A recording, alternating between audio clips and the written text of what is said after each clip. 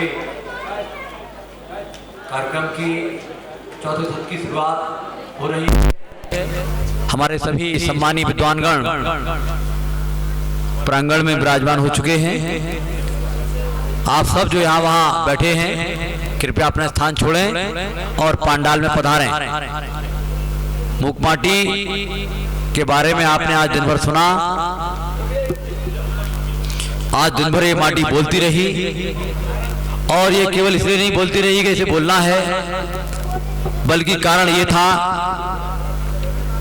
कि इस निरीह मासूम सी माटी से हम भी कुछ सीखें और माटी जैसी क्षमा, माटी जैसी धरने की क्षमता, ग्रहणशीलता, ये सब चीजें हम जितने अंशों में हो सके अपने जीवन में उतारें, स्वीकारें। इसी मकसद को दृष्टिगत रखते हुए आज की यह मूकमाटी राष्ट्रीय संगोष्ठी अपने आज के सत्र के अंतिम चरण में होगी। बहुत सारे विद्वानगण चाहे कलकत्ता के हों या कानपुर के हों, चंडीगढ़ के हों या चेन्नई के हों, गुजरात के हों या गुवाहाटी के हों, सारे लोग बड़ी मुस्तैदी के साथ मूकमाटी के समुद्र में गहरे गोते लगाते हुए कई ज्ञान के मोती खोजकर लाए हैं और उन ज्ञान के मोतियों को आज उन्हें इस सभा में बिखेरा, आचार्य भगवान के श्री चरणों में भी समर्पित किया।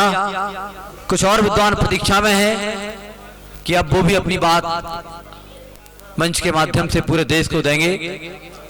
हमारे सारे विद्वान बेताब हैं, बेसब्र हैं अपनी बात रखने के लिए।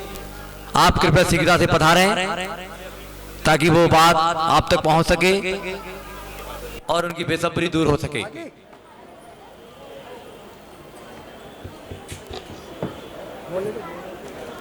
आज के सत्र में क्या हो रहा भाई?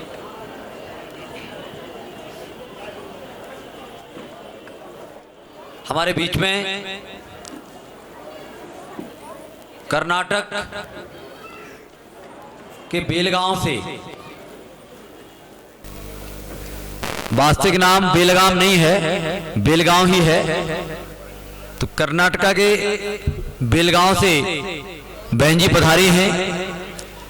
पूज्य मुनिश्री पुण्यसागर महाराज के आशीर्वाद से वो आचार्य भगवान के पास निवेदन लेकर आई हैं, प्रार्थना लेकर आई हैं कि हे भगवान, उत्तर से दक्षिण तक और पूरब से पश्चिम तक सब जगह आचार्य भगवान के शिष्यों का तांता लगा रहता है। देश के हर कोने में आचार्य श्री की चर्या, उनके ज्ञान और उनकी तपस्या के चर्चे होते हैं और जिन्होंने आचार्य भगवान के दर्शन कभी ना किए हों जिंदगी में, उनको भी लगता है कि कोई ना कोई तो भगवान महावीर जैसा होगा, कोई ना कोई तो तीर्थंकर जैसा होगा, कोई ना कोई तो भगवान राम जैसा होगा जो धरती पर चलता तो है लेकिन धरती का नहीं है, धरती के लोगों के साथ रहता तो है लेकिन वास्तव में वो सिद्ध पुरुष ही है।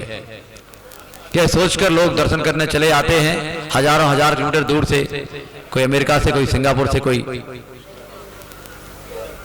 और किसी अरेबियन कंट्री से। तो मेरा आपसे निवेदन है, बहुत सारी संख्या पर आ गई है, कुछ लोग और जो बहुत पीछे खड़े हैं वो भी आगे आ जाएं। सिर्फ 2-3 लोग और बचे हैं, वो उनके इंतजार में हमारा ये सत्र शुरू नहीं हो रहा है। वो सबसे पीछे वो लाल साड़ी वाली अम्मा, वो आगे आ जाएं।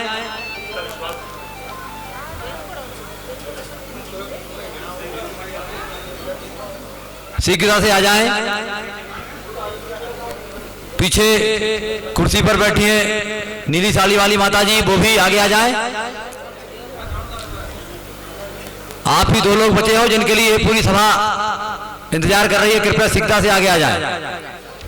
और ये पूरा पांडाल हमारा खचाखच भरने की स्थिति में है। बहुत सारे लोगों के चेहरों पर मुस्कुराहट आ गई है, यही मुस्कुराहट बनाए रखिए। दरअसल ये सत्र चौथा सत्र है और चौथा सत्र अपने आप में बहुत भारी पड़ता ही है। बहुत दमखम वाले साहसी लोग ही चौथे सत्र में रह पाते हैं, बाकी सब तो आइए देखते हैं आज अपन इस आखिरी सत्र में कि कौन विद्वान साथी हमारे, कौन विद्वान बहनें, कौन विद्वान माताएं आज इस सभा को खींच पाती हैं, चला पाती हैं लंबी दूर तक। सबसे पहले मैं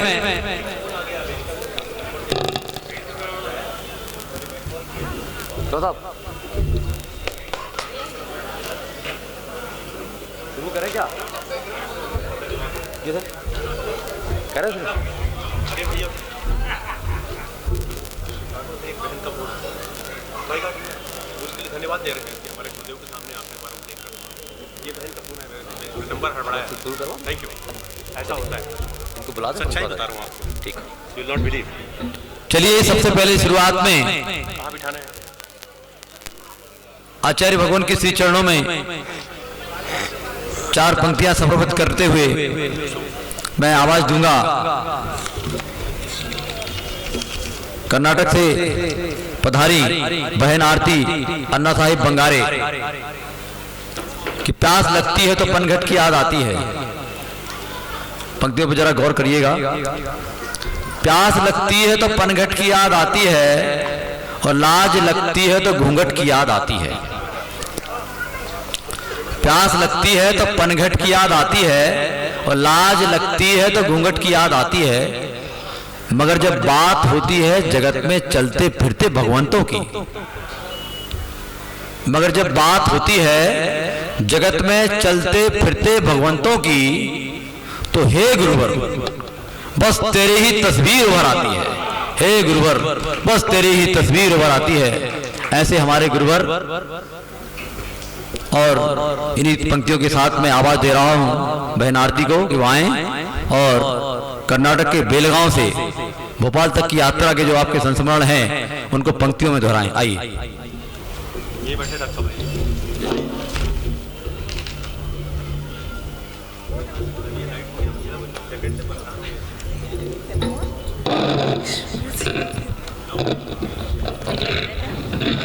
एक बात होगा,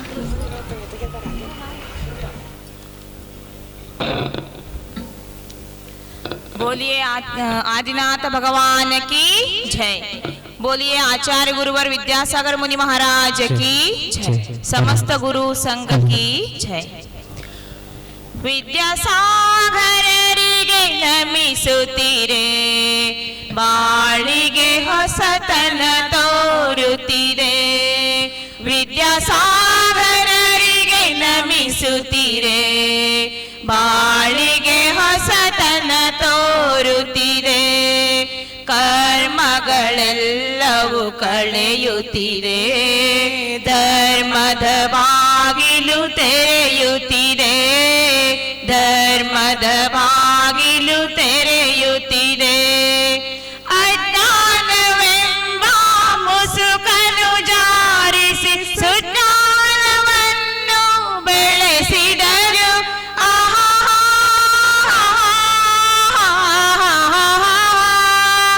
ಅಜ್ಞಾನವೆಂಬ ಮುಸುಕನು ಜಾರಿಸಿ ಸುಜ್ಞಾನವನ್ನು ಬೆಳೆಸಿದರು।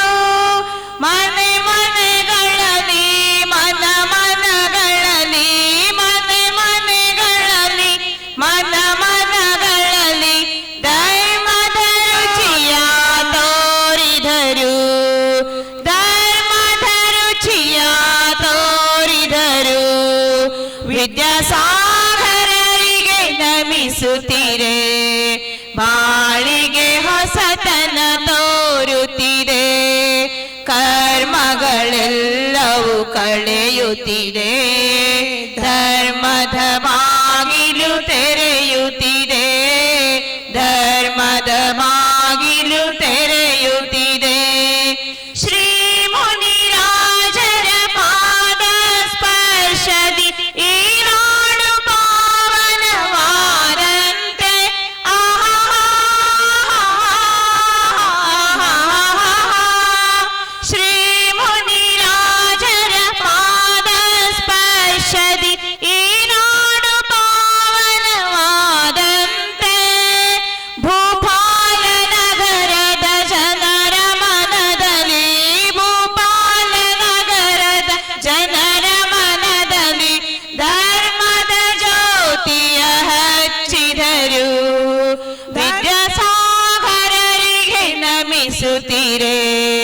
ಬಾಳಿಗೆ ಹೊಸತನ ತೋರುತ್ತಿದೆ, ಕರ್ಮಗಳೆಲ್ಲವೂ ಕಳೆಯುತ್ತಿದೆ, ಧರ್ಮದ ಬಾಗಿಲು ತೆರೆಯುತ್ತಿದೆ, ಧರ್ಮದ ಬಾಗಿಲು ತೆರೆಯುತ್ತಿದೆ. ಭಕ್ತರ ಪೊರೆಯುವ ಚೌವೀಶ ಜನರಿಗೆ ಭಕ್ತರೊಂದವೆಲ್ಲ ನಮಿಸೋಣ.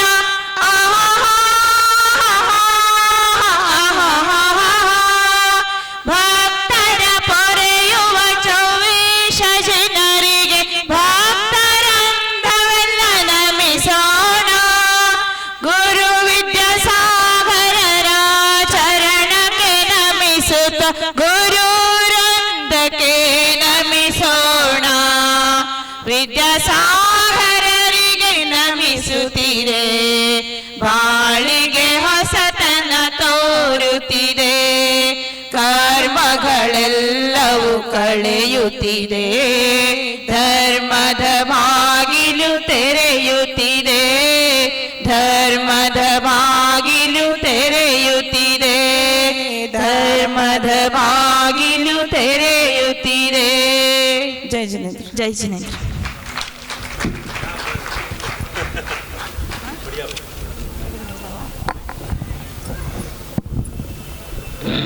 बहुत बहुत धन्यवाद टीम सदलगा। आपने बहुत अच्छी सुर और लय में बात की है, लेकिन समझ में हम लोगों की कुछ आया नहीं है और आ भी नहीं सकता, लेकिन भाव हम लोग समझ गए। आप भाव लेके आई हो, इनके भावों के लिए तालियां। और ये शब्द हम लोग भी सीख सके, इतना ज्ञान हम लोग में आ जाए। आचार्य भगवान से यही प्रार्थना है कि देश की सारी भाषाएं हमारी जुबान पर आएं और हम देश में कहीं भी जाएं तो वहाँ की स्थानीय भाषा में हम बात कर सकें। ऐसा वैभव हमारा बुद्धि का हो, वो क्षमताएं हमारे भीतर हो। इसी निवेदन के साथ मैं सबसे पहले इस सत्र में सत्र का आगाज करने हेतु आवाज दे रहा हूँ डॉक्टर सुनीता दुबे। वो आए और संभवतः भी नहीं है। इसके बाद अनुरोध करूंगा मैं डॉक्टर शोभा जैन से। शोभा जी विदिशा में कॉलेज में प्रिंसिपल हैं, प्राचार्य हैं और पिछले लगभग 2 दशकों से शासन में उच्चतर शिक्षा में अपनी शैक्षिक प्रतिभा का लोहा मनवा रहे हैं और पिछले कई वर्षों से साथ ही आचार्य भगवान के प्रति उनका बेहद भक्तिभावपूर्ण भाव रहता है। ऐसी शोभा जी को मैं आवाज दे रहा हूँ, वो आए और अपनी बात मूक माटी के माध्यम से मुखर करें। शोभा जी।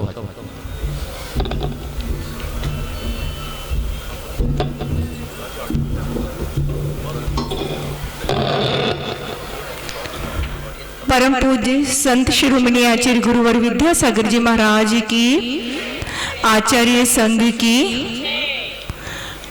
शरद पूर्णिमा का वह पर्व हमारे सम्मुख आने जा रहा है, जब पूरी दुनिया को एक चांद मिला, ऐसा चांद मिला जिसने न केवल देश को बल्कि विश्व को आलोकित किया है।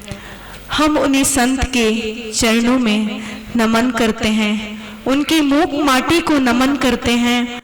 और मूक माटी ऐसी कृति है जिस पर बहुत सारी PhD, डीलिट और अनेक शोध ग्रंथ लिखे जा सके हैं।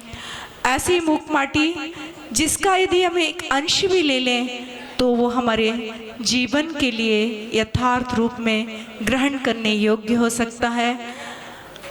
मूक माटी के माध्यम से परम पूज्य गुरुवर ने संदेश दिया है कि हम सब के अंदर वो शक्ति विद्यमान है कि कोई भी पतित नहीं होता है। अपने आप को पतित ना समझे, एक सकारात्मक सोच हमारे अंदर विद्यमान हो कि हम अनंत शक्ति का भंडार है और यदि उस शक्ति को हमने उद्घाटित कर दिया तो हम पतित से पावन तक की यात्रा को पूर्ण कर सकते हैं।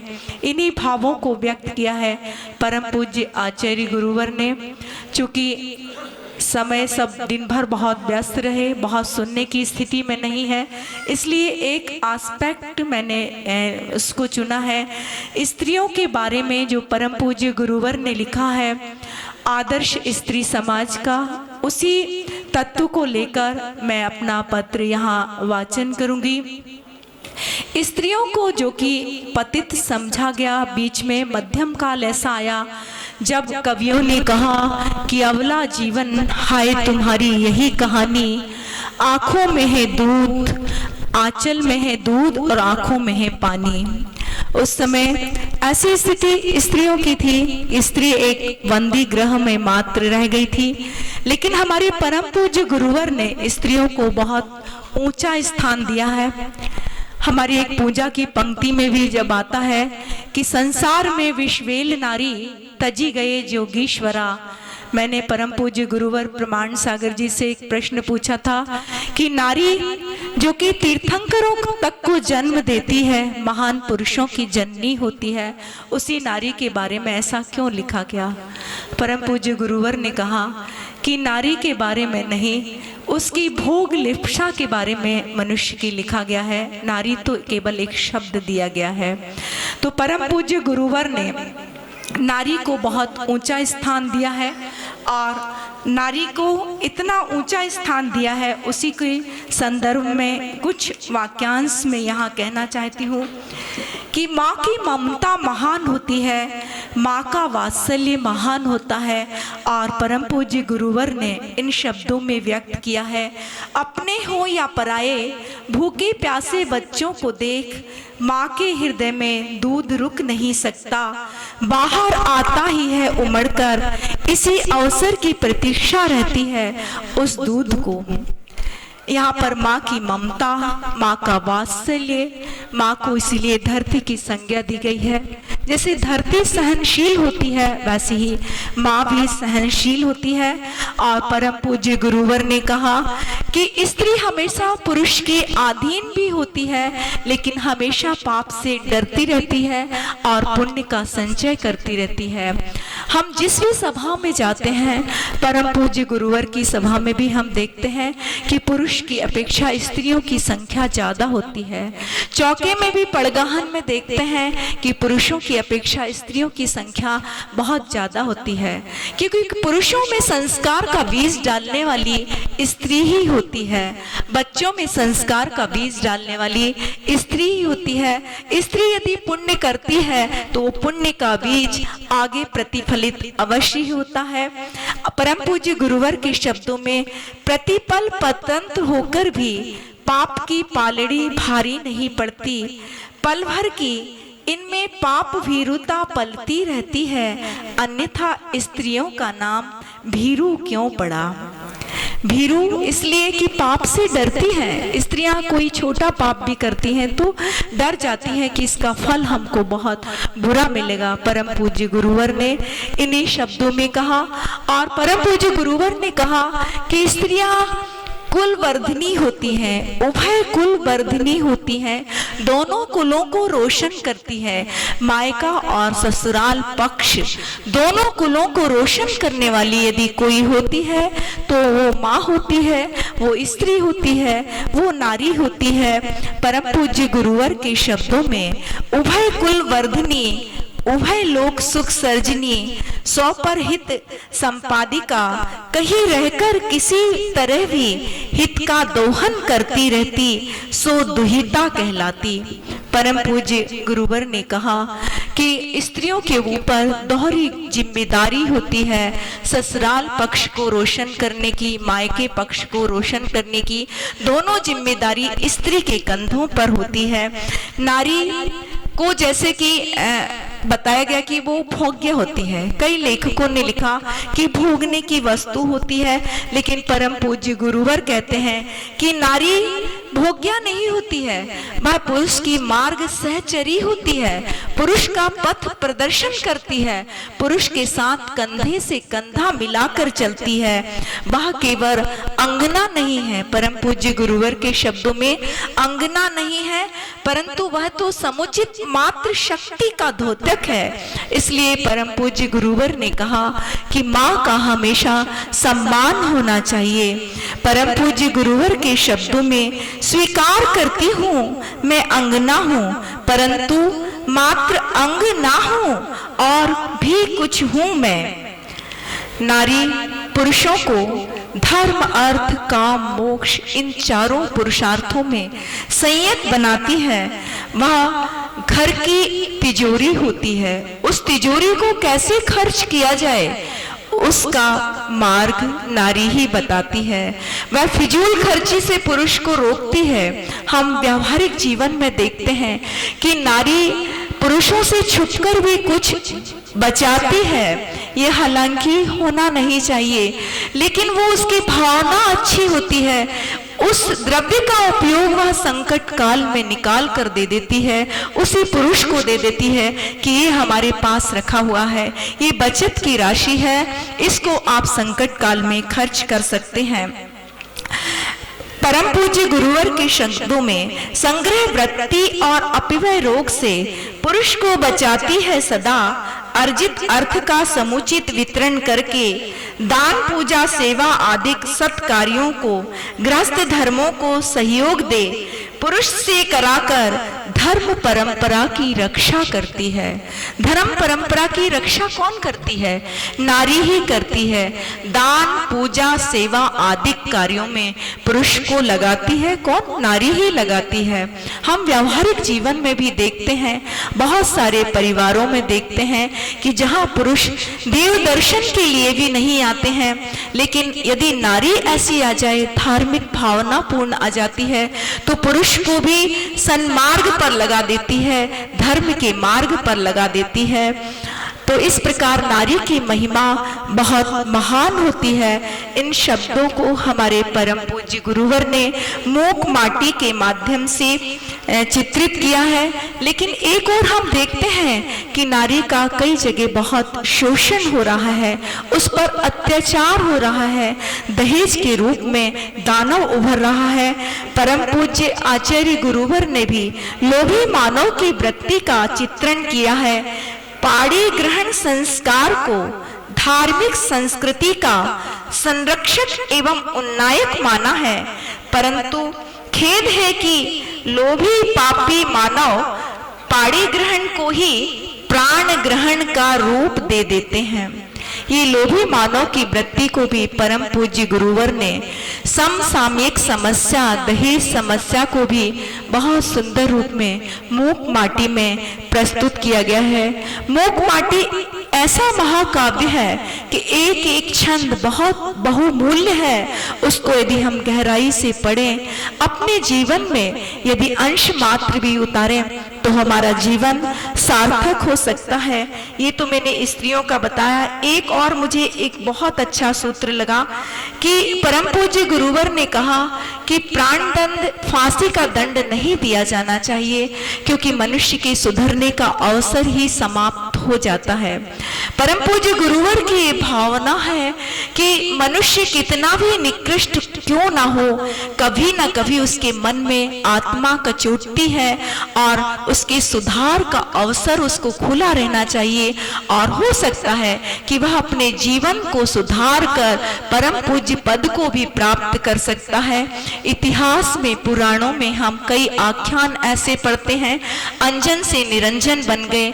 बहुत सारे आख्यान हमने पढ़े हैं जिसमें निकृष्ट से निकृष्ट व्यक्ति भी यदि उसको प्राण दंड नहीं दिया जाए, सुधरने का अवसर दिया जाए, तो अपने जीवन को वह सार्थक कर सकता है। परम पूज्य गुरुवर के शब्दों में दंडों में अंतिम दंड प्राण दंड होता है। प्राण दंड से औरों को तो शिक्षा मिलती है, परंतु जिसे दंड दिया जा रहा है उसकी उन्नति का अवसर ही समाप्त। तो हमारे परम पूज्य गुरुवर दया और करुणा से द्रवित है, जीव मात्र की भलाई के लिए समर्पित हैं।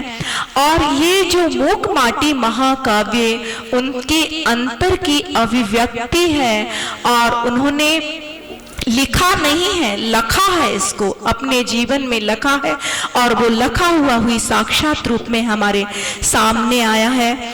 तो मैं अपना वक्तव्य यहीं समाप्त करूंगी, लेकिन एक अनुरोध करती हूँ सभी आयोजकों से कि इतनी अनुपम कृति है मूक माटी, इसको नोबेल के लिए प्रायोजित किया जाए। नोबेल पुरस्कार कहना नहीं है मेरा, नोबेल के लिए प्रायोजित किया जाए, जिससे विश्व भर में इसका प्रचार हो, प्रसार हो, और समस्त मानव समाज का, विश्व भर के मानव समाज का कल्याण हो सके। तो एक बार हम फिर जयकारा करते हैं ऐसे संत की, परम पूज्य संत शिरोमणि आचार्य गुरुवर विद्यासागर जी महाराज की जय।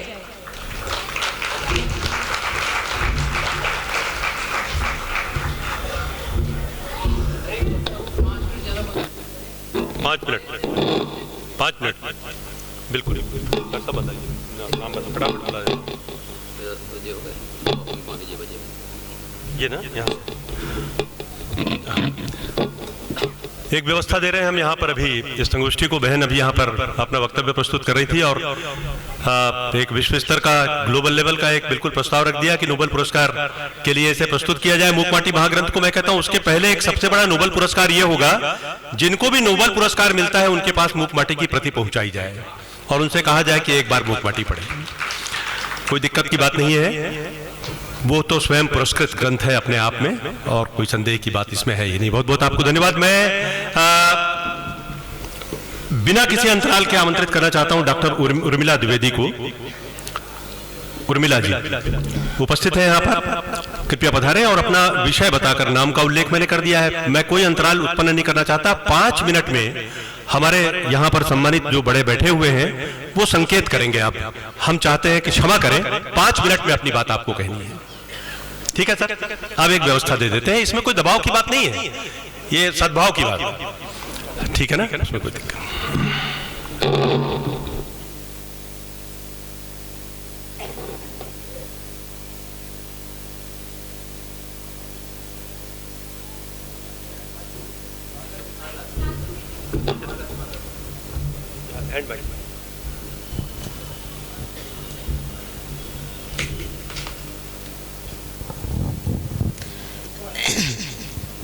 परम आदरणीय विद्यासागर जी महाराज की मैं जयकार बोलती हूँ और सभी से अनुरोध करती हूँ कि इसे दोहराएं।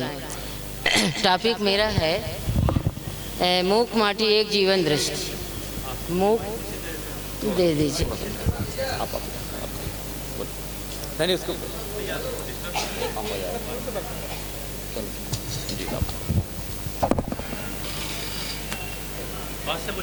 जी,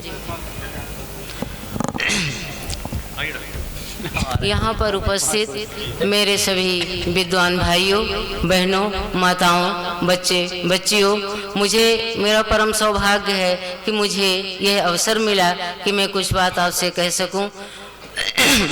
मूक माटी काव्य एक ऐसा काव्य है जैसे कि हमारा गीता में जो उपदेश मिले हैं, जो कर्मण्येवाधिकारस्ते का संदेश मिला है, वह मुझे मिला।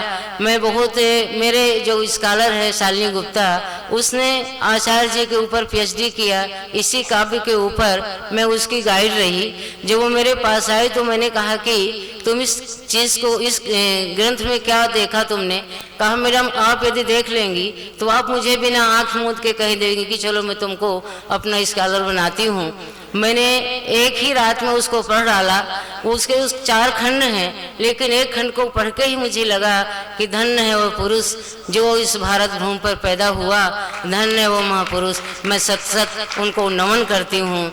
विद्यासागर जी महाराज एक ऐसे यात्री हैं जो प्रखर बुद्धि के हैं, बड़े कान के हैं, और नासिका ऊंची है, मस्तक ऊंचा है, और ऐसे यात्री हैं जो कहीं भी चलने के लिए तैयार रहते हैं, लोगों को उपदेश देने के लिए। अपने मूक माटी के माध्यम से मूक माटी महाकाव्य का सृजन आधुनिक भारतीय साहित्य की एक उल्लेखनीय उपलब्धि है। सबसे पहली बात तो यह है कि माटी को महाकाव्य का विषय बनाने की कल्पना ही नितांत अनोखी है। दूसरी बात यह कि माटी की चरम भव्यता के दर्शन करके उसकी विशुद्धता के उपक्रम को मुक्ति की मंगल यात्रा के रूप में ढालना, कविता को अध्यात्म के साथ अभेद की स्थिति में पहुंचाना है।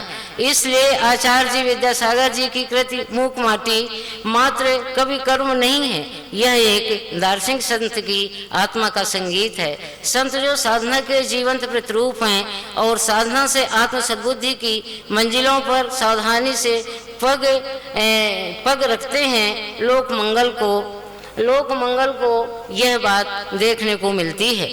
ये संत तपस्या के अर्जित जीवन दर्शन को अनुभूत में रचा पचा कर सबके हृदय में गुंजारित कर देना चाहते हैं। निर्मल वाणी और सार्थक संप्रेषण का जो योग उनके प्रवचनों में प्रस्फुटित होता है, उसमें मुक्त छंद का प्रवाह और काव्यानुभूत को अंतरंग रूप में समन्वित करके आचार्य श्री ने इसे काव्य का रूप दिया है। पहला पृष्ठ खोलते ही महाकाव्य के अनुरूप प्राकृतिक परिदृश्य मुखर हो जाता है।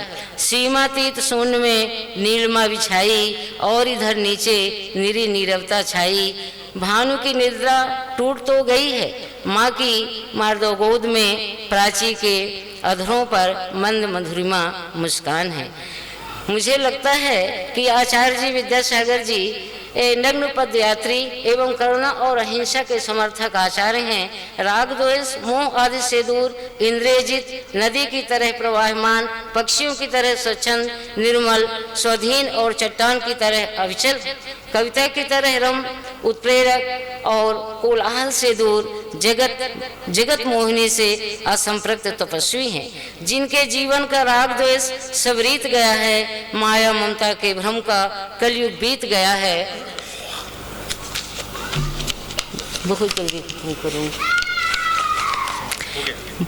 मूक माटी का कवि संत और साधक होते हुए भी जनवादी है। मूक माटी महाकाव्य में सामाजिक अव्यवस्थाओं का यथार्थ संकेत चित्रण होने के साथ ही साथ आदर्श समाधान का सहज रूप भी प्रस्तुत किया गया है।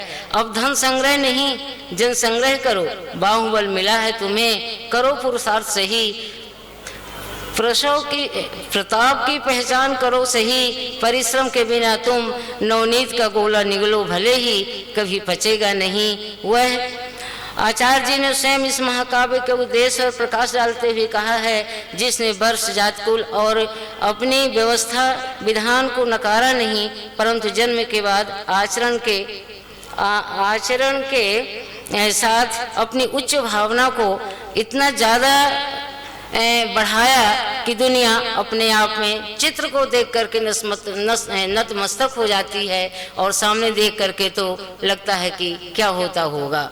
मैं वास्तव में इसे बंद करती हूँ। मैं वास्तव में आचार्य श्री को देखने ही आई हूँ, क्योंकि बहुत दिनों से सुन रखा था। मैं सतना गई थी एक बाईवा लेने, तो वहाँ पर पता चला कि यादव जी वाइस चांसलर थे, तो कहा कि मैडम चलना है सतना। मैंने कहा किस काम के लिए सर? कह रहे आचार्य जी आए हैं, चलिए चला जाए। तो मैंने कहा कि ठीक है चलते हैं, लेकिन उनको दर्शन नहीं मिले। तो कहते हैं मैडम चलिए लौट चलिए। सबको दर्शन नहीं मिलते हैं, जब लिखा होता है तभी इनके दर्शन होते हैं।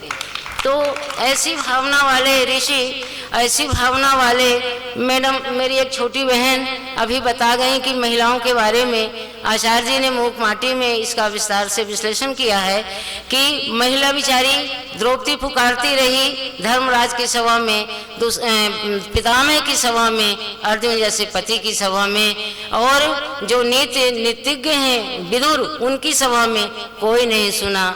और रामायण में सीता को निकाला गया, कोई नहीं सुना, पति मर्यादा पुरुषोत्तम ने निकाल दिया। अब आधुनिक काल में आते हैं, यदि महर्षि शरणगुप्त कहते हैं कि अबला जीवन हाय तुम्हारी यही कहानी, आंचल में है दूध और आंखों में पानी, तो प्रसाद भी तो कहते हैं नारी तुम केवल श्रद्धा हो, विश्वास रजत न पक्तल में, पीयूष स्रोत सी बहा करो जीवन के नक्तल में। लेकिन जब हम मनु को देखते हैं, महाप्रलय के बाद श्रद्धा पहुंचती है और क्या देती है? नारी के पास ही तो है, इसीलिए तो देवी कही जाती है। मैं ये नहीं कहूँगी कि पुरुष नहीं देता, पुरुष और नारी दोनों जीवन के एक पूरक हैं।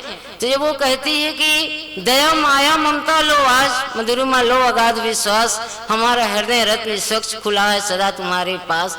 अब नारी जब सब कुछ नारी के पास है, सब कुछ नारी दे देती है, लेकिन वही नर, क्षमा चाहूंगी अपने भाइयों से, वही पुरुष जब सुनता है कि मानव आने वाला है, श्रद्धा का परित्याग कर देता है और निकल जाता है। धन्य है भारतीय नारी जो कहती है हेरी रुक जा, 12 साल बाद मानव को लेके पहुंचती है और कहती है कि मैं अपने मन को खोज चली, सरिता मरु नगुआ कुंज गली, वह भोला इतना नहीं चली, मिल जाएगा हूँ प्रेम पली।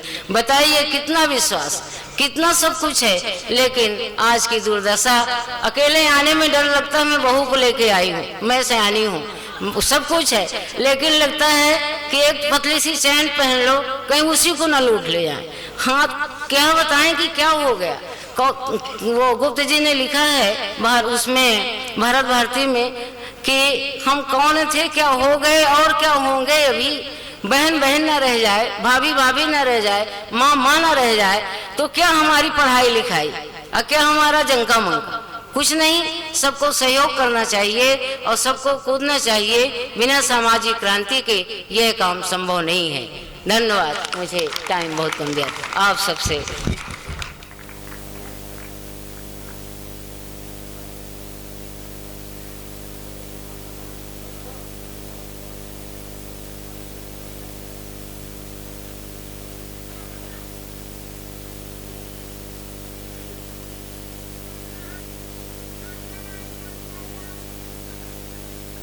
देखिए, माइक्रोफोन थोड़ा सा भेज देंगे।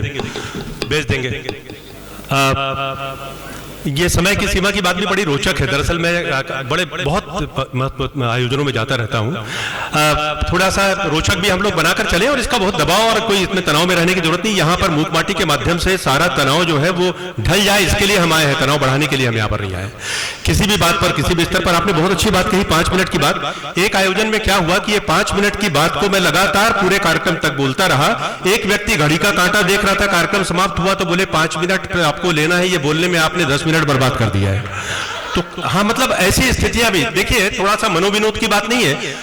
दरअसल ऐसा नहीं है कि मूक माटी के संदर्भ में हंस नहीं सकते। मूक माटी में हास्य भी है, मूक माटी में व्यंग भी है, मूक माटी में ठहाके भी है। मूक माटी में क्या नहीं है, जीवन का कौन सा रंग और कौन सा रस नहीं है जो मूक माटी में नहीं है। आप अन्वेषण करें, उसका पूरा आनंद आप ले सकते हैं।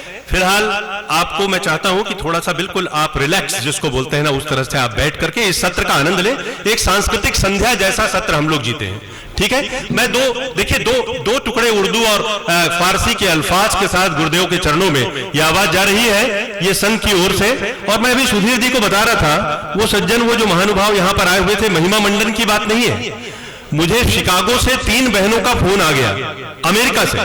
मैं अपने रूम में पहुंचा और वो फोन करके इसी बात का बार बार उल्लेख कर रहे थे कि हमारे गुरुदेव के सामने आपने नमोस्त पहुंचा दिया, इसके लिए आपको बहुत बहुत धन्यवाद। मैं ये शाम को बात हुई तो मैं चौंक गया और मैंने उनके लिए जो पंक्तियां कही वो ये है, तेरी रहमत देखकर मेरी आंख भर आती है गुरुदेव, तेरी रहमत देखकर मेरी आंख भर आती है गुरुदेव, हाथ उठते ही नहीं और दुआ कबूल हो जाती है।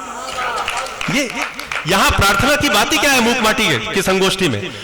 तेरी रहमत देखकर मेरी आंख भर आती है गुरुदेव, हाथ उठते ही नहीं और दुआ कबूल हो जाती है, और तू मुझे नवाजे ये तेरा कर्म है गुरुदेव, तू मुझे नवाजे ये तेरा कर्म है गुरुदेव, वरना तेरी रहमतों के काबिल मेरी बंदगी नहीं, वरना तेरी रहमतों के काबिल मेरी बंदगी नहीं। इस तरह की मर्म भरी कुछ बातों के साथ हम लोग आगे बढ़ेंगे, थोड़ा सा गुनगुनाएंगे भी, प्रभु गुरुदेव के चरणों में थोड़ा सा गुनगुना के भी कुछ समर्पित करेंगे। लेकिन अभी लय मैं चाहता हूं बनी रहे और डॉक्टर रश्मि जैन आकर अपनी बात कहें। अब 5 मिनट की शर्त का पालन जो है अगर हो जाएगा तो मैं आप कसम खाकर कहता हूं इसके बाद मैं बिल्कुल 2 मिनट नहीं बोलूंगा। बहुत बहुत धन्यवाद। डॉक्टर रश्मि जैन, अब आप समझ गए ना?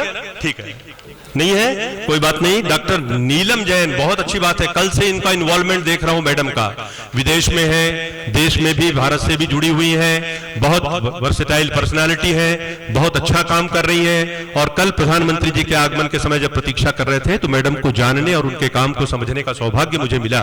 बहुत सम्मान पूर्वक आपको आमंत्रित करता हूं। मैडम कृपया पधारें।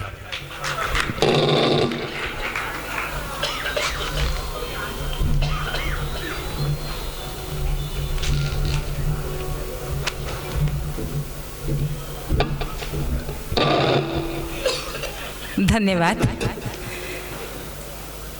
मन वचन काय पूर्वक नमोस्तु करती हूँ उन शब्द ऋषि और चैतन्य तीर्थ के चरणों में जिन्होंने पूरे अपने आभा मंडल से पूरे ब्रह्मांड को चमत्कृत कर दिया। मैं उनके चरणों में नमन करती हूँ। भाइयों और बहनों, संचालक की एक सीमा होती है, एक वातावरण होता है, उनकी भी कल्पना के अनुसार, उनके संयोजन के अनुसार हमें ढलना और चलना पड़ता है। मैं कहती हूँ कि 5 मिनट तो बहुत हैं। इस समूह शरण में यदि एक क्षण को भी प्रवेश होता है तो हम अपने जीवन को धन्य मान लेते हैं। हम यहाँ बोलने नहीं आए हैं, यहाँ हम बोलने नहीं आए हैं, गुरुदेव की चरणों की आभा के दर्शन करने आए हैं। मूक माटी, मैं धन्यवाद देती हूँ हृदय से इन संचालक श्री सुधीर जैन का। मैं तो यूएस में थी, मेरे से संपर्क भी नहीं हो पाया। प्रसाद सागर जी के प्रसाद ने अपनी अपनी वृष्टि की और सुधीर जैन से मेरी बात हुई। और सुधीर जैन इतने हृदय के निर्मल और सरल संवेदनशील व्यक्ति कि इन्होंने तत्क्षण मुझे कहा कि नीलम जी, 1 रात का समय है, अपना आलेख भेज दीजिए। यदि 1 रात में भेज देती हैं तो मैं उस लेख को अपनी पत्रिका में स्थान दूंगा और आप आइए। देखिए, ऐसे होते हैं संयोजक। बात मूक माटी की चलती है, विषय है मेरा राष्ट्र भाषा और स्वदेश प्रेम में कहाँ मूक माटी हमें ले जाती है। तो मैं आज बात करती हूँ उसी की 5 मिनट में।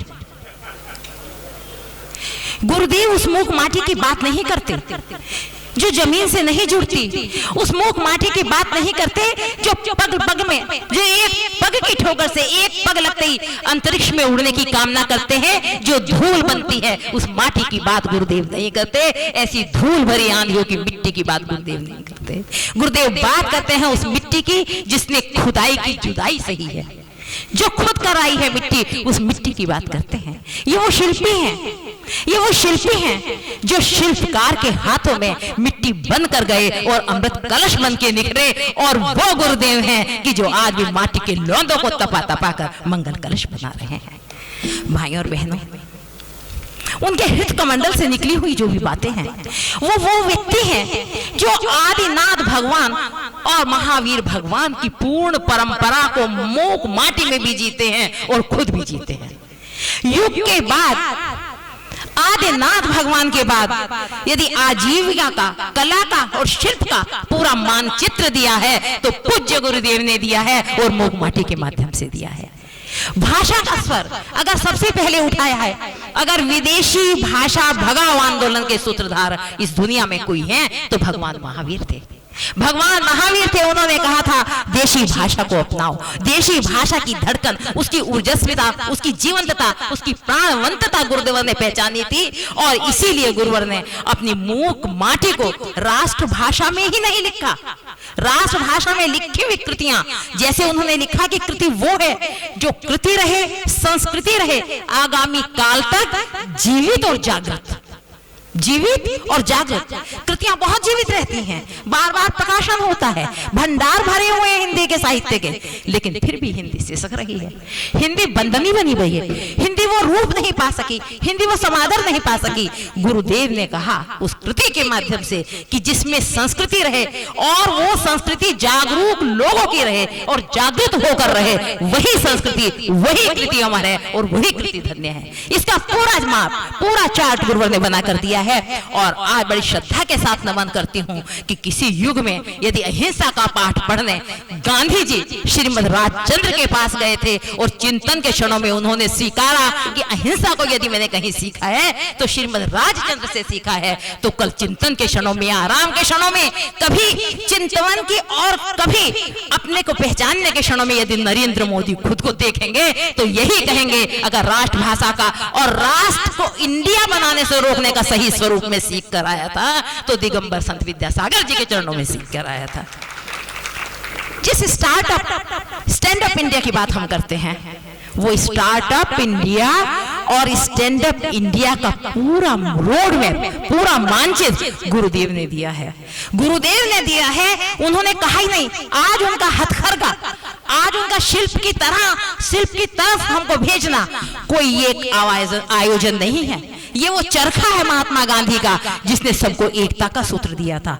परंतु जब सफेद खादी में भी काले कारनामे होने लगे, जब सफेद खादी पहनने वाले भी वेतन भोगी बनकर सम्राटों जैसा जीवन जीने लगे, तब गुरुदेव उसमें पूरा मानचित्र देते हैं कि वो खादी का कपड़ा एक पवित्र संस्कृति बनकर कैसे रह सकता है, उससे क्या क्या लाभ है, उससे क्या क्या हानियां हैं। तब वो कहते हैं जो शिल्पकार होता है वो कभी भी देश को हानि नहीं पहुंचाता, वो कभी कर का संग्रह नहीं करता, कभी अर्थ का अपव्यय नहीं करता, और शिल्प के कारण कभी दो भेद नहीं होते, वर्ग भेद नहीं होते, एक पूंजीवाद नहीं होता, एक धनी एक निर्धन नहीं होता, एक गुणी एक निर्गुण नहीं होता। और आखिरी का जो शब्द वो कहते हैं बड़ा मार्मिक होता है कि एक सुंदर और एक बंदर नहीं होता। दुनिया में अगर नकलची होता है तो वो बंदर होता है, और पूंजीवाद के बाद हम सब नकलची बन जाया करते हैं, अपनी भारतीय संस्कृति को छोड़कर विदेशी संस्कृति को अपना रहा करते हैं। तो भाई और बहनों कि मैं इतना ही कहूंगी, बहुत कुछ है, बहुत कि कैसे वो लेखनी हो, कैसी वो तरलता की संवेदना की जननी हो, कैसे हमारे भाषा से विचारों का ऐक्य बनता है। भाषा हम एक बोलते हैं, मैं विदेश में रहते जब कोई हिंदी भाषी मेरे पास आता है तो लगता है ये मेरा सहोदर आ गया है। और किसी मंच पर यदि हमारी भाषा में बात ना हो तो उससे हमारा संपर्क दूरी का रहता है। भाषा, उन्होंने कहा कि कृति हमेशा परिवेश के अनुसार बनती है। जैसा लेखक होता है वो अपने चारों तरफ का वातावरण उसके अंदर निहित कर देता है। एक अंग्रेजी राइटर कभी भी उस अपनी कृति में यदि किसी को शादी करके ले लाया मैरिड लाइफ में, कभी भी अपनी मदर इन लॉ से वो पैर नहीं छुएगा, हेलो और हाय कहलाएगा। तो उसकी कृति में उसकी संस्कृति जीती है, हमारी कृति में हमारी संस्कृति जीती है। तो हमारी राष्ट्रभाषा में जब कोई संस्कृति लिखी जाती है, जब कृति लिखी जाती है, वो संस्कृति बनती है, वो प्रशस्ति बनती है, वो संस्कृति बनती है, वो इतिहास बनती है, हमारा मार्ग बनती है, हमारा आदर्श बनती है। तो भाई और बहनों, राष्ट्रभाषा से जो आजकल भारत में एक अनजाना इंडिया अंगड़ाई ले रहा है, उसका भी तिरोहन हो जाता है। और मैं तो यही कामना करती हूँ कि मैं विदेश में हूँ, और अपने भाई साहब चंद्रशेखर जी से भी कल बात हो रही थी कि मैं सबसे पहले एक विदेशी भारतीय को मूक माटी में PhD कराऊंगी, ये मैं गुरुदेव से आशीर्वाद लूंगी। और मैं ये कामना करती हूँ कि एक दिन ये गूंज विश्व संसद में गूंजे और हमारा शिल्पकार अपने कुलाल चक्र को सुदर्शन चक्र के तरह हाथ में लेकर कहे कि शरण चरण है आपके, तारण तरण जिहाज, करुणा कर कर ले जगो मुझको भवदधि पार। और इसी भावना के साथ उस गुरुवर को नमन करती हूँ, संघ को नमन करती हूँ, जिसने वो 2 सूत्र दिए जिसपे पूरा भारत टिका हुआ है, वो महासेतु दिया जिसपे हमारा भविष्य टिका हुआ है। ऐसे दूरदृष्टा, युग दृष्टा, युग संवाहक शब्द ऋषि को मैं नमन करती हूँ, प्रणाम करती हूँ। आयोजकों को बहुत बहुत बधाई, बहुत बहुत।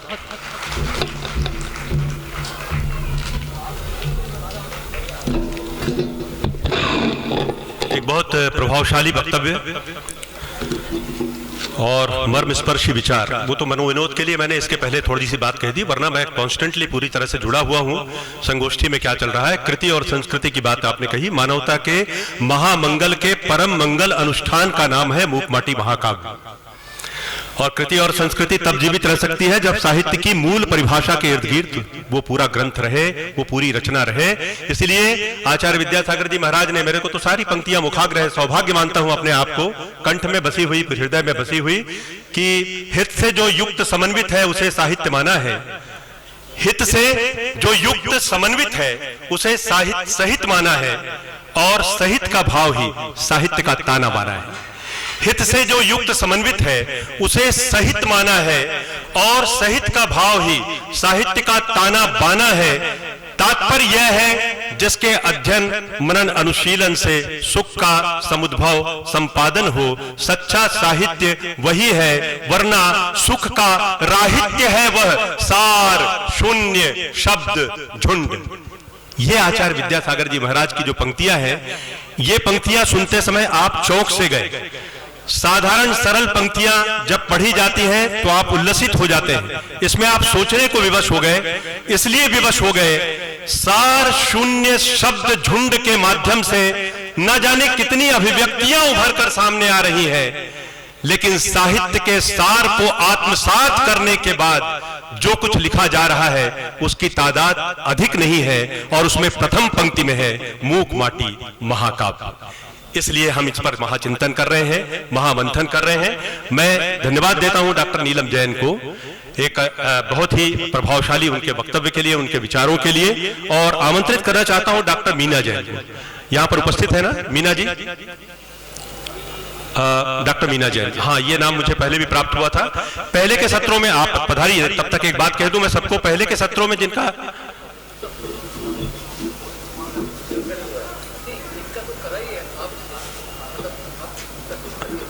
मैं बंद कर दूं बोलना? अच्छा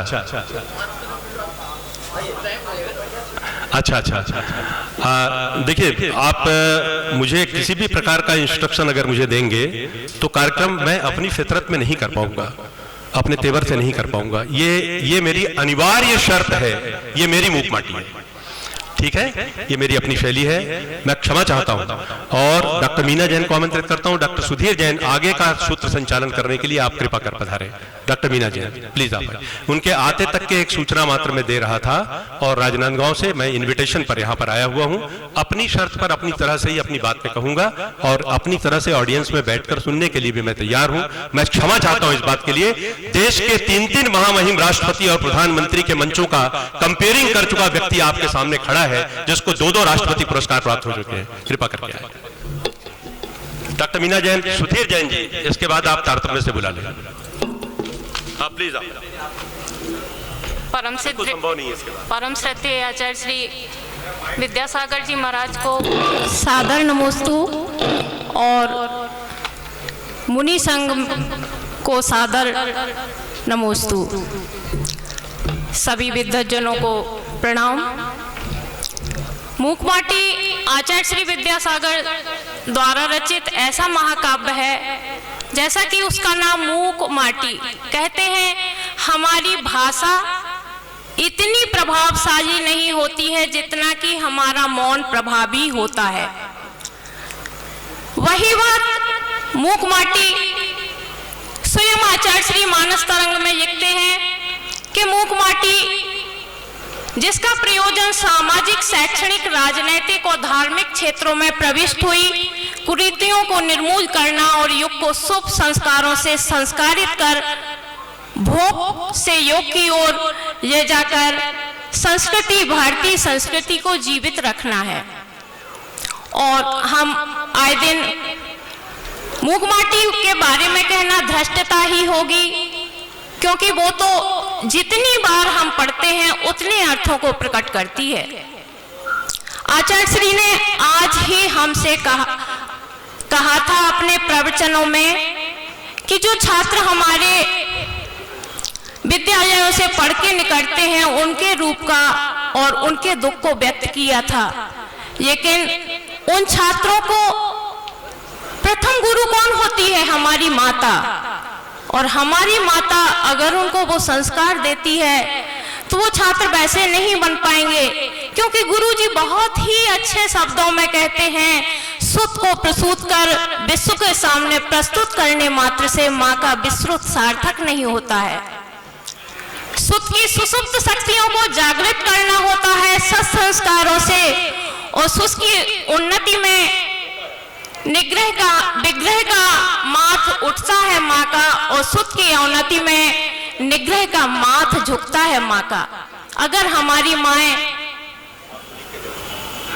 ऐसी हो और अपने पुत्रों को प्रथम गुरु के रूप में ऐसे संस्कार दें तो शायद ऐसे सुख नहीं पैदा हो, जैसा कि हमारे आज आचार्य श्री ने उसके बारे में बड़ी चिंता व्यक्त की थी कि महाविद्यालयों से निकलकर और छात्र बारबेरियन बन जाते हैं। आचार्य श्री महासागर का ग्रंथ एक ऐसा ग्रंथ है, आज संप्रेषण की बड़ी समस्या है। अभी हमारे विद्यालयीन सत्र में एक समस्या रखी गई थी कि छात्रों में अधिगम और संप्रेषण की समस्या, पाठ्यक्रम का सुधार किया गया, विद्यालयीन समय का विस्तार किया गया, लेकिन फिर भी अधिगम के स्तर को नहीं सुधारा गया। बड़ी अच्छी बात है, अधिगम के स्तर को कैसे सुधारा जा सके। सारी समस्याएं जो वर्तमान की हैं वो 30 साल 25 साल पहले हमारे आचार्य श्री व्यक्त कर चुके थे। उन समस्याओं का समाधान इस मूक माटी में, हमें कहीं नहीं खोजने जाना है। ये हमारा समय सार है, नियम सार है, योग सार है। कितनी अच्छी तरह आचार्य श्री कहते हैं, कब हमारे अधिगम का स्तर को सुधारा जा सकता है, जब छात्रों में भावना हो। किस तरह से? इस काया की च्युति कैसे होगी, इस पर्याय की इति कैसे होगी, इतनी तीव्रता हो उनके सीखने की भावना में, तब उनका गुरु रूपी मां धरती कह उठेगी।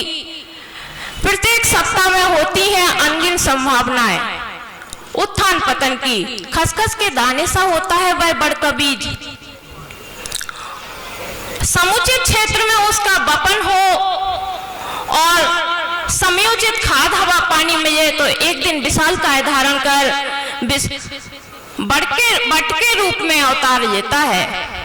और उसके बाद में ये आशावादी दृष्टिकोण का संचार हो उनके गुरुजनों के द्वारा, क्योंकि प्रत्येक व्यक्ति मूक माटी की यात्रा ही मृण्मय से और चिन्मय तक जाने की है। पतन पाताल से उत्थान की कहानी है, लेकिन अब इस यात्रा को हम कैसे आगे बढ़ा सकते हैं? तो जब हमारी आस्था होगी। आचार्य श्री मूक माटी में कहते हैं, यात्रा शुरू करनी है, हमें अपने विकास की संभावनाओं को आपको बता दिया, आपके अंदर कितनी संभावनाएं हैं, लेकिन आपके कार्य के प्रति आस्था होना चाहिए। ज्ञान अधिगम प्राप्त करने के लिए आपकी भावना होना चाहिए, तब आस्था। आचार्य श्री कहते हैं, आस्था से वास्ता होने पर रास्ता स्वयं शास्ता होकर और संबोधित करता साधक को साथी बन साथ देता है। अगर आपकी आस्था होगी तो आपका रास्ता स्वयं बन जाएगा और आपको शास्ता बना देगा। जैसे कि स्वयं मिट्टी एक मंगल कलश के रूप में और उस सेठ परिवार का उद्धारक और 1000 जनों का उद्धारक, और हमारे गुरुवर स्वयं उसके प्रत्यक्ष प्रमाण, जो एक कर्नाटक प्रांत से निकलकर और आज हजारों लाखों लोगों का भारत में ही नहीं विश्व में उद्धार कर रहे हैं अपने ज्ञान के द्वारा, अपने साहित्य के द्वारा। लेकिन अब रास्ता के ओर आगे बढ़ जाता है, अधिगम प्राप्त करने के लिए आगे बढ़ जाता है, लेकिन उसमें भी आचार्य श्री कह उठते हैं कि साधना के क्षेत्र में भी स्खलन की पूर्ण संभावना रहती है। और बड़ी अच्छी तरह से उदाहरण देकर समझाते हैं कि काई लागे पाषाण पर, क्योंकि हम तो वही काई लागे पाषाण हैं जिन पर पद हमारा फिसलेगा भी। लेकिन उसके बाद भी बड़ी अच्छी तरह, अभी आचार्य श्री ने 1-2 दिन पहले ही ये उदाहरण रखा था कि अब हम पूर्ण तरह से निष्णात हो जाते हैं, लेकिन फिर भी हम अपने लक्ष्य को प्राप्त नहीं कर पाते हैं। तो कहते हैं कि इतना ही नहीं, निरंतर अभ्यास के बाद भी स्खलन की संभावना है। यद्यपि वर्षों से बनाता आता है पाक शास्त्री वह रोटी, लेकिन उसकी पहली रोटी कड़वी क्यों बनती है? इसके पश्चात फिर कहते हैं, आगे आगे बढ़ने के लिए कि आस्था संघर्ष, आस्था से डरना नहीं, आयास से डरना नहीं और आलस्य करना नहीं। अगर आप आलस्य नहीं करते हैं तो अवश्य आप अपने लक्ष्य को प्राप्त कर जाते हैं। और कहा भी है उन्होंने कि संघर्षमय जीवन का उपसंहार नियम से हर्षमय होता है। अगर आप संघर्ष करते रहेंगे निरंतर तो आपको लक्ष्य की प्राप्ति होगी और उसका उपसंहार हर्षमय होगा ही। अब इसके पश्चात भी हमारे उपयोग की धारा कैसी हो, हम कैसे संप्रेषण को, लक्ष्य को, बड़ी समस्या है। आचार्य श्री ने एक दो बार रखा है इस समस्या को कि मध्य प्रदेश में इतने इंजीनियर बेरोजगार, इतने व्यक्ति बेरोजगार क्यों रहते हैं बेरोजगार। उस समस्या का समाधान बताया है कि वह अपने ज्ञान प्राप्त करने में पूर्ण निष्णात नहीं होते हैं। जब उनको बालपने में ज्ञान न लहो, जब उनके ज्ञान प्राप्त करने का समय होता है तब वह व्यर्थ के कार्यों में उलझ जाते हैं। तो कैसे ज्ञान प्राप्त करें, उसके लिए आचार्य श्री की बहुत अच्छी पंक्तियां हैं कि विचारों के एक से और आचारों के सामने से। विचार और आचार जब दोनों मिलेंगे तभी संप्रेषण में निखार आता है। और बिना बिखराव कैसे हो कि हमारे विचार और आचार में बिखराव नहीं होना चाहिए। नदी की धारा की तरह हमारे विचार और आचार तटों में संयत रहना चाहिए। अगर हम उन तटों में संयत रह के और अपनी साधना करते हैं तो वह दिन दूर नहीं कि हमारे यहाँ के युवा बेरोजगार रहेंगे, अपने लक्ष्य को प्राप्त नहीं करेंगे, या अन्य भी उन्होंने अपने जीवन का कोई लक्ष्य प्राप्त बनाया है तो वह उसे अवश्य प्राप्त करेंगे। अब अभी हमारी बहुत सी बहनें नारी के बारे में बता चुकी हैं। नारी सशक्तिकरण आज भारत में ये कार्यक्रम बड़े जोर शोर से चलता है। नारी सशक्तिकरण, प्राचीन काल में नारी का बहुत सम्मानीय पद था, लेकिन मध्यकाल में वो भोग्य मानी गई और उसका ही दुष्परिणाम है कि आज आए दिन हम उन्हें गर्भ में मारे जाना और या जन्म के पश्चात मारे जाना या दहेज के कारण जलाए दिए जाना, बहुत सी ऐसी घटनाएं होती रहती हैं। लेकिन आचार्य श्री हमारे नारियों के बारे में उनकी अलग ही व्याख्या है। वो एक उच्च कोटि के आध्यात्मिक संत हैं, सभी के प्रति दया का भाव और सभी शब्दों के साथ आध्यात्मिक अर्थ। जहां गुप्त जी उसे अबला जीवन हाय तुम्हारी यही कहानी कहते हैं, तो हमारे आचार्य श्री क्या कहते हैं, बला यानी संकट समस्या और बला यानी जो समस्या संकट से रहित है वो अबला है। इसी तरह नारी के लिए कितना अच्छा कहते हैं कि ना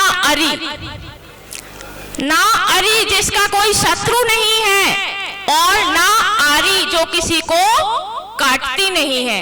तो कितनी अच्छी व्याख्या करते हैं अपने ही शब्दों में और अपने ही अर्थों में, कहीं जोड़कर और कहीं तोड़कर, और अपनी व्याख्या कर देते हैं, अपनी बात को रख देते हैं। इसी तरह स्त्री के लिए श और त्री शब्द को अलग करके श के उन्होंने 3 अर्थ रखे हैं, सम, शील, संयम।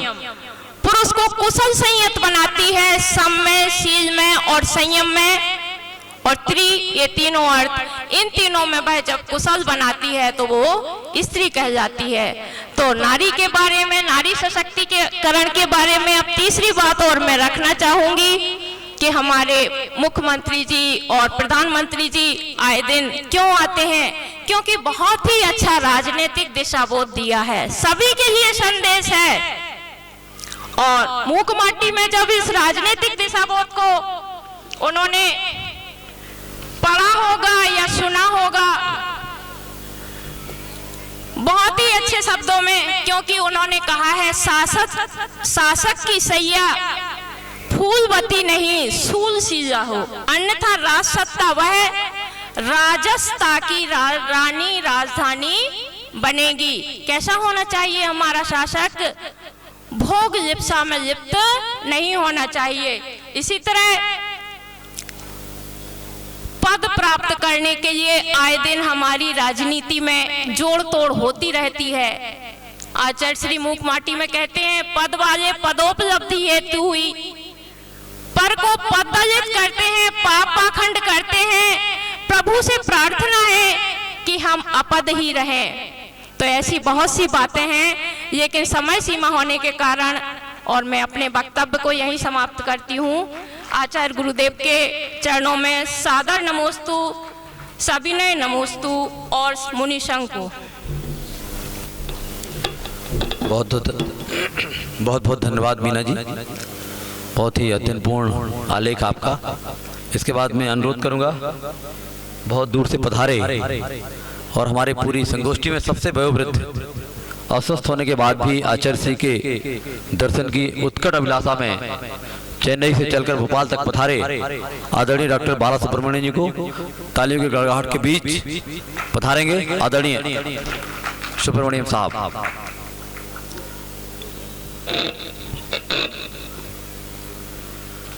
ये देखिए, भक्ति की ये हद होती है, पाँव में चलने की ताकत नहीं है, लेकिन दिल अगर ताकत देता है तो पंगु लंघते गिरम जो वाली बात है वो यहाँ पर साबित होती है।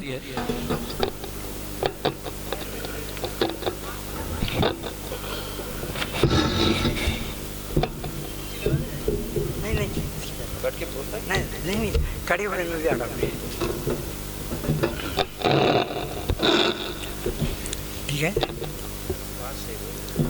ठीक है क्या पास आना है। इस आचार्य जी के पवित्र वातावरण में उनके इतने भक्त और उनकी बात मानकर उनकी साधना में लगे रहने वाले और प्रबुद्ध जनों कितने ही महान हुए हैं, तो मैं सबकी वंदना करता हूँ। हमारे त्यागराज ने कहा है, तेलुगु गीतकार ने कहा है, उसी तरह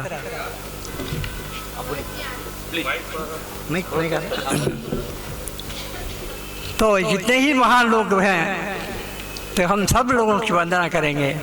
ये भारतीय परंपरा है। मैं विषय पर आ रहा हूँ, उसके पहले कुछ परिपाटियाँ हम चलाए।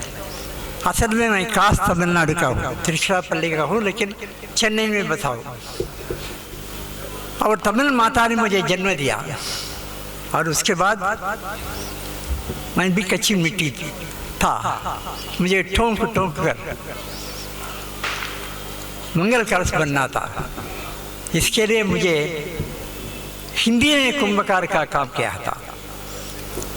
मैंने हिंदी का अध्ययन किया था दक्षिण भारतीय हिंदी प्रचार सभा में, जो 1918 को गांधी जी की घोषणा के अनुसार कि इस देश की राष्ट्रभाषा हिंदी है, एक राष्ट्र हो और भारत हो एक जननी है। उसी एम्बलम को लेकर, उसी उद्देश्य को लेकर मैं आ रहा हूँ। तो हिंदी की महिमा देखिए, आचार्य जी जैसे अपूर्व मनुष्यों का सानिध्य हमें मिला है, उनका आशीर्वाद मिला है। अगर आप पूछेंगे तो आप क्यों इतना कष्ट उठाकर, मैं इसे कष्ट नहीं मानता, फिर भी आए हैं, तो मैं इतना ही कहूँगा उन्हीं के शब्दों में, संत समागम का यही तो सार्थकता है। संत समागम में सबको नहीं मिलेगा। अगर पूर्व में कुछ सुकृत है, पूर्व जन्म में कुछ पुण्य किया है तो मिलेगा। और ऐसे मौके जब आते हैं तो उसे छुकना नहीं चाहिए। इसलिए मैं आपके सामने उपस्थित हूँ आचार्य की इस मूक माटी पर अपनी कुछ विचारों को रखने के लिए। विचार क्या कहूँ, उनसे मुझे जो प्रेरणा मिली उससे मैं आपके सामने रखूँगा। बात यह है कि मैं थोड़ा अपनी बात आवे तो माफ़ कीजिए। जब यहाँ पर गैस सर्जरी हुआ था तब केंद्रीय हिंदी निदेशालय के विजिटिंग प्रोफेसर बन करके मैं आया। उस समय ही भोपाल का विश्वविद्यालय बन रहा था शायद, और मैं सागर गया, उज्जैन गया। उज्जैन जाने का मेरा खास उद्देश्य है डॉक्टर शिवमंगल सुमन के काव्य में राष्ट्रीयता मेरे PhD का थीसिस है, और उन्होंने हमें सुब्रमण्य भारती की जन्म शताब्दी में 1982 में ये लखनऊ बुलाया था, और हम लोग साधारण क्लास में गए, लेकिन उन्होंने कह दिया कि नहीं, सुब्रमण्य भारती के यहाँ से आने वाले आप लोगों को साधारण क्लास में नहीं आना है, आप सब लोग को मैं एयर टिकट दिलाऊंगा करके हमें लखनऊ से चेन्नई भेजा था। असल में अगर ये रहते तो मैं उनका चरण स्पर्श करके आता, लेकिन मालूम है कि उनका निधन कभी हो गया है। तो इस हिंदी ने मुझे एक अच्छा सा स्थान दिया है। कम से कम भारत भर के लोग, यानी खास करके साहित्य के लोग मुझे जानते हैं। यहाँ के देवेंद्र दीपक हमारे बहुत निकट हैं, और हाल ही में हुआ कि प्रभाकर श्रोत्रिय का निधन हुआ, वो भी हमारे अच्छे दोस्त हैं। एक कैलाश चंद्र पंत हैं हिंदी भवन में, वो भी हमारे अच्छे दोस्त हैं। उनसे भी मिलने की इच्छा है, अगर समय मिले तो मैं जाऊँगा। लेकिन मेरा मुख्य उद्देश्य है संत समागम में भाग लेने का ही है।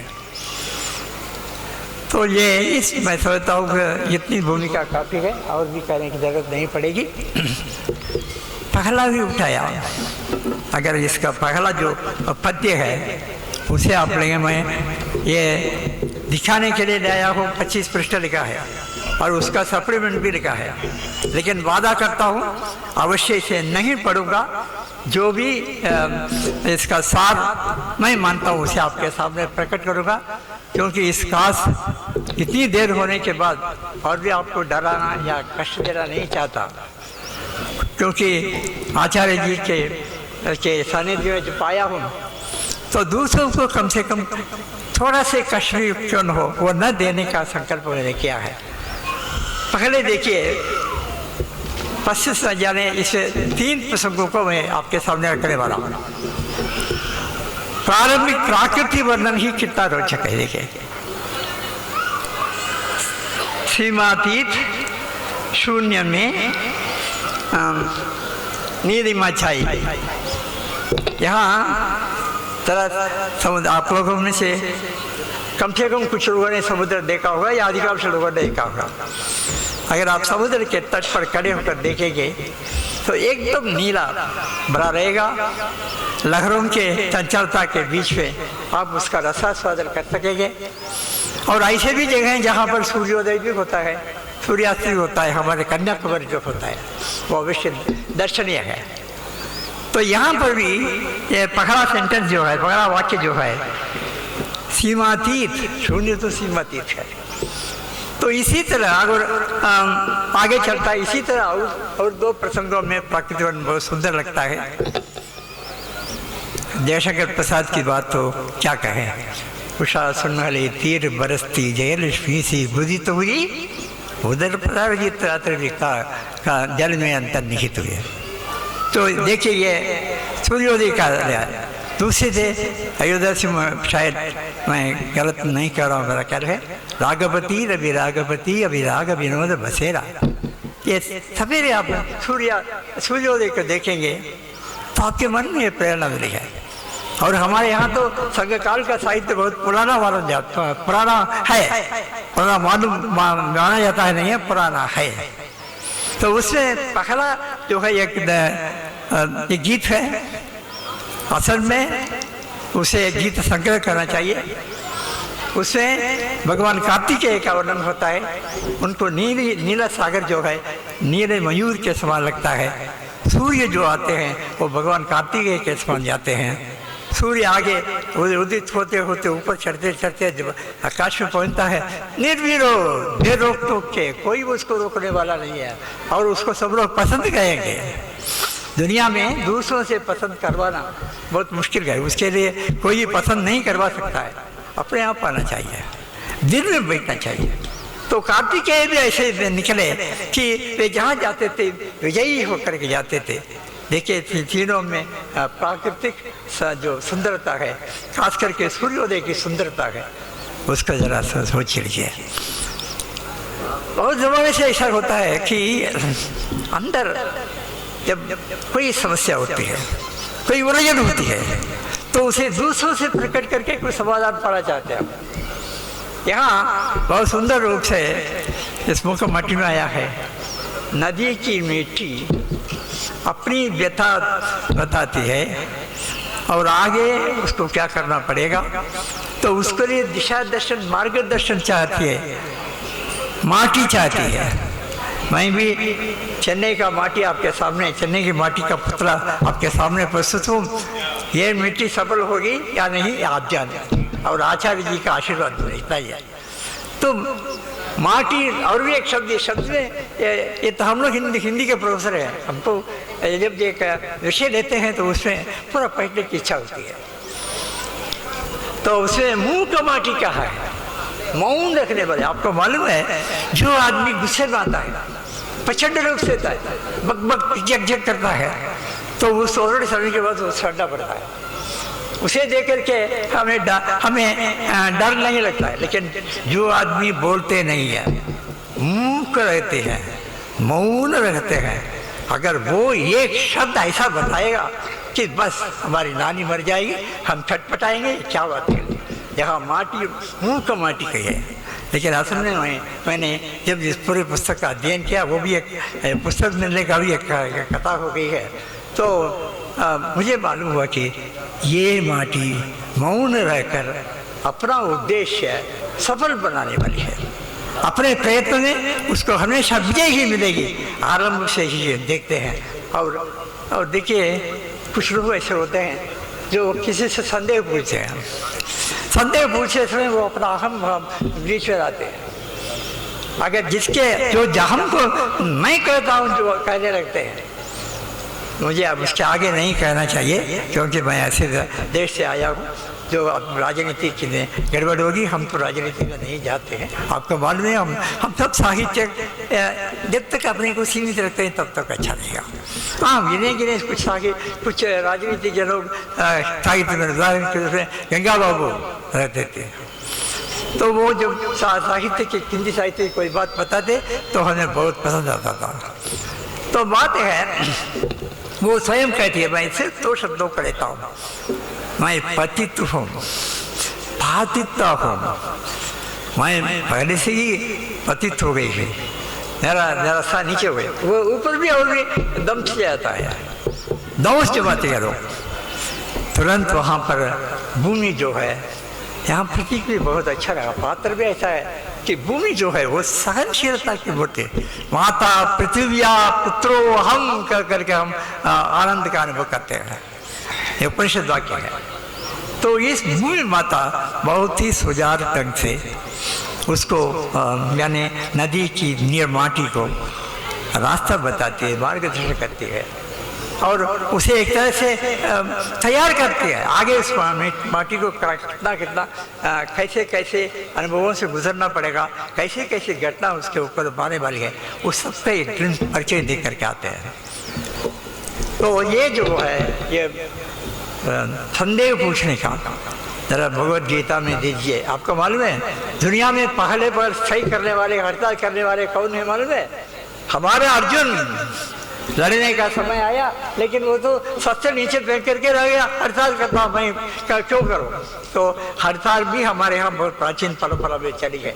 ये इसको सिर्फ ये परिहास विजल्पित वचन परमात्मेषु न गृह्यता कहता, मैं सिर्फ लाइट वेन में तरफ ह्यूमर है या नहीं, तो अभी देखता हूँ जिससे ह्यूमर नहीं है। आप लोगों की प्रतिक्रिया से मुझे मालूम हुआ है फिर भी अर्जुन ने वहाँ पर पहले हड़ताल की थी और कृष्ण परमात्मा आए हैं। यहाँ माटी ने तो उसने तो इनकार नहीं किया, हड़ताल नहीं किया, सहयोग नहीं किया, लेकिन अपने जो संदेह है, अपना जो अनुभव है उसको प्रस्तुत करती है, तो भूमि उसको देती है। इसके बाद हाँ, मैंने वैसे तो मुख माटी के बारे में मैंने कभी 90 में मेरा ख्याल है एक अच्छा सा लेख भी भेजा था इधर, उस समय अगर कोई सामने छपा है या नहीं मालूम नहीं है, उसमें मेरा लेख रहेगा। तो इसके बाद 90 के बाद 90 के बाद करीब करीब 25 साल हुए मुखमाटी ने देखा हमको इतना गौरव दिया है। सुदूर चुनने से आओ भाई हमारे बारे में बोलो करके, ये आचार्य जी के अनुग्रह के बिना नहीं चल सकता है। आपको मालूम है आप जितना भी चाहें, जब तक तिरुपति के बालाजी आपको नहीं बुलाएंगे तब तक आप नहीं जा सके। इसी तरह भगवान की मर्जी है, भगवान यानी आचार्य जी ने, और मैंने जो कुछ उत्सवों का अनुवाद किया है शंकराचार्य का, मान लीजिए अपनी बात कहने के लिए उसका आचार्य वाणी यानी परमवाणी नाम लिखा है। आचार्य की वाणी को सुनने का बहुत ही सुंदर अवसर मिला, लेकिन 80 पार होकर के ही हमको मिला। कोई बात नहीं है कि देर से ही क्यों ना मिला, सही मिला है, इससे मैं बहुत संतुष्ट हूँ। तो और 2 प्रसंग मात्र आपके सामने रख करके मैं विराम लेना चाहूँगा। बहुत समय हो गया है, हमारे मित्र लोग भी देख रहे हैं। बात यह है कि इसके बाद मैं सीधे छलांग मारता हूँ वो जो 4थे अध्याय में, वहाँ पर साधारण प्रसंग है, गीली मिट्टी रहती है। हमारे यहाँ एक सिनेमा का गीत है, तंजावुर की मिट्टी लेकर कावेरी के पानी से मिलाकर बन गया ये गुड़िया, बन गया ये गुड़िया, बन गया ये गुड़िया करके वो सिनेमा का गीत है। इसी तरह चेन्नई से आए हुए मुझे मुझ कच्ची माटी को और ये सुंदर रूप दिया है, आप लोगों के सामने व्याख्यान देने का मौका दिया। तो इसी सिलसिले में इतना कहूँगा, उसके बाद आगे उस गीली मिट्टी को कैसे कुंभकार ने उसको कुंभ आकार दिया है, तो इसका वर्णन है। और कितना नहीं है, आपको मालूम है तपने से ही तपस्या सफल होती है। अगर कच्ची मिट्टी का वो गड़ा अगर हवा की अग्नि में तपता नहीं है, उसमें गर्मी पा करके सुधरता नहीं है, तो वो तो निश्चित आकार में नहीं आ सकता है। हमारे यहाँ कुछ ऐसे प्रदेश की जगह से मिट्टी लेने पर ही एक गठाबादी जो है वो बनाते हैं, तो इससे यहाँ पर भी वही हुआ है। और कुंभकार तो हवा में जो है उसे पूरा पकने के बाद जब वो अनुभव करता है कि इसे बाहर लेने लायक है, इससे काम चलेगा, तो लेता है, तो वहाँ पर एकदम धुआं ही धुआं पड़ा है। बेचारा उसका दम घुट गया था, फिर भी गले ने हिम्मत की थी। निश्चय ही अगर कोई आप किसी कार्य पर लगते हैं, मेरे लिए अनुकूल वातावरण मिलेगा क्या, ये सोचेंगे तो आपका यत्न जो है बेकार है, किसी काम का नहीं रहेगा, आप कभी सफल नहीं हो सकेंगे। क्योंकि अनुकूल हो प्रतिकूल हो, किसी भी परिस्थिति में पड़ करके उससे आपको अपने आप को सुधारना है, अपने आप को बड़ा बनाना है। साधारण सी चीज़ है। एक उड़द का बढ़ाई बनता है, आप लोगों को मालूम है वो कितना कष्ट उठाता मालूम, पकड़े उसे घिसाते हैं, पकड़े उसमें तब में गरम खेत में डाल करके लेते हैं। इतनी कष्ट उठाने के बाद एक सुंदर बड़ा बनता है और खा करके इतना बढ़िया बना है आप कहते हैं, लेकिन उसके लिए उस बड़े ने कितना प्रेशर किया होगा। तो इसी तरह जितना प्रेशर कहते हैं तो उसी का फल मिलता है। मैं एक साधारण प्रारंभिक स्कूल का अध्यापक था, लेकिन कॉलेज तक का कॉलेज में 35 साल रह करके दक्षिण भारत हिंदी प्रचार स्वामी 10 साल उनके कोषाध्यक्ष का पद संभाल कर मैं रहा। तो इसका सबका कारण है हमने रुचि लेकर हिंदी का अध्ययन किया था। हमारे सामने कोई प्रलोभन नहीं था। उसके बाद जो है विपरीत परिस्थिति आती है वो छोड़ दीजिए, लेकिन आज अच्छी परिस्थिति में हम हैं हमारे दक्षिण भारत हिंदी प्रचार स्वामी आर्थिक दृष्टि से भी संपन्न हो रहा है। हम उसके शतमानोत्सव शताब्दी समारोह 2018 में मनाने वाले हैं, उसके लिए प्रयत्न चल गए। उसी सिलसिले में भी शायद मैं आप लोगों के यहाँ होगा वो बात दूसरी है। तो ये है कि वो जब वो गड़ी को लेता है, बहुत सुंदर आपका अनुभव करना है। मैंने ऐसे ही लिया, क्योंकि आपको मालूम है पुस्तक पहले मांगी गई, पुस्तक भेजी गई, बीच में कुरियर ने उड़ा लिया, और उसके बाद मैंने वहाँ पर कुछ कोशिश की। 3-4 दिनों के पहले ही हमारे यहाँ एक कृष्णचंद छोड़िया जी हैं, तो उनसे मैंने प्रार्थना की, तो उन्होंने अपने निजी लाइब्रेरी से जो मुखमाटी की पुस्तक दी तो उसका अध्ययन करने की कोशिश की, लेकिन 500 पृष्ठ देखते ही मेरी नानी मर गई थी। फिर भी हिम्मत करके उसमें से कुछ निकाल सका। तो उस समय मुझे नहा धो करके, आपको मालूम है कि बड़े लोगों से ज़्यादा उनके अधीन काम करने वाले बहुत होशियार होते हैं। कभी कभी ये जो अधीन का अधीनस्थ व्यक्ति कोई अच्छी स्कीम आता है, उदाहरण के तौर पर IIT जो है, 5 IIT बना के उनकी स्थापना हुई। एक जर्मन से आया, एक इंग्लैंड से आया, और एक अमेरिका से आया, और दूसरा रशिया से आया, क्योंकि उस समय नेहरू जी का मिशन था सभी जगहों से हमको वो जो सूक्ष्मता ये मिलनी चाहिए उस।